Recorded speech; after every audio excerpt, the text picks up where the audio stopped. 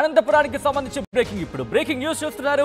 అనంతపురం జిల్లాలో తీవ్ర ఉద్రిక్తత నెలకొంది. తాడిపత్రి గుంతకల్లులో హై టెన్షన్ కొనసాగుతోంది. Guntakal rotary high school polling కేంద్రం దగ్గర వైసీపీ టీడీపీ వర్గాల మధ్య ఘర్షణ చోటు చేసుకున్నట్టుగా తెలుస్తోంది.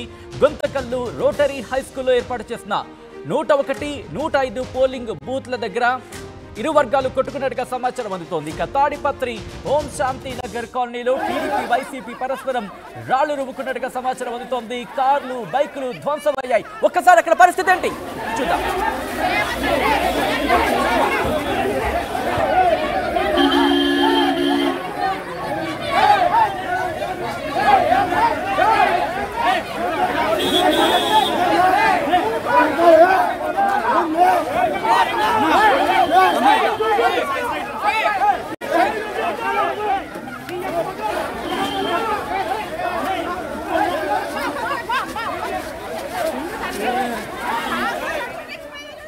ఆల్రైట్, అక్కడ పరిస్థితి ఏంటి మా ప్రతినిధి మరి కాసేపట్లో సమాచారం అందిస్తారు.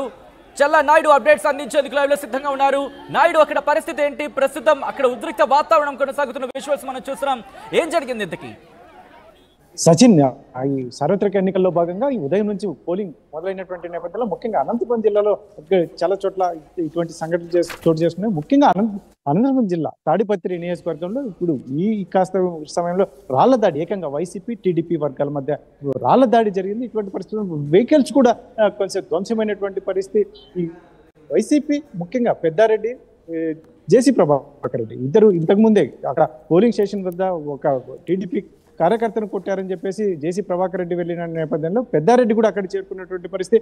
ఏకంగా వారు ఇరువురు భీష్మించి కూర్చున్నటువంటి వాళ్ళని పంపితే మేము వెళ్తామన్నట్టుగా ఒకరి మీద ఒకరు చెప్పుకున్నటువంటి పరిస్థితుల్లో చివరికి పోలీసులు అక్కడ నుంచి ఇద్దరు నేతలను పంపించిన తర్వాత ఇది రాళ్ల దాడి జరిగింది. రాళ్ల దాడి ఏకంగా వైసీపీ టీడీపీ వర్గాల మధ్య తీవ్రంగా జరిగింది. ఇటువంటి పరిస్థితుల్లోనే అక్కడ పోలీసులు ఇరు వర్గాల్ని అక్కడ నుంచి చెదరగొట్టినటువంటి పరిస్థితి.